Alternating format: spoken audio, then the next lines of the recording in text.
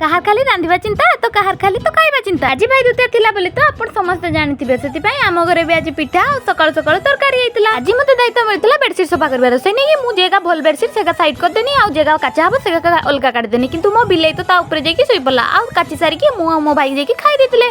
खाइ सारी कि मु आ जाइतनी पनीर काटते केने कि आज तो गुरुबार हमर त आइंस हबनी आ पनीर काटवा भितरे ही मो मामू आसी कि घरे पहुंची जाइतिले। आ मु मामू को मुंडिया मारी सारी कि चल जाइतनी मसला ग्राइंडिंग करते। आज मोर भात रांधिबार दायित्व थिला आ मो मार तरकारी आ से सब तरकारी रांधुवा बेलकु मु जाई कि सजे देतिनी गोटे थाली रे दीप फूल चंदन सिंदूर सब किछि। आ मो मामू को भाई दुतिया मने देथिला। मो मा भाई दुतिया मने दे साला परे मु भी मो भाई को बसी कि भाई दुतिया मने देथिली। आगे मो भाई को बंदे देथिली, तापरे ता भात रे मु टिके कानी आंगुली रे घिया पके देथिली। आमो गां रे तो भाई दुतिया को भाई फंटा बोली भी कुआ जाय। आपन को गां रे किस कुआ जाय कमेंट मध्ये ने नियाते कहबे। आ मु भी भाई दुतिया मने साला परे मो मामू भी बालेश्वर पई बाहरी गले।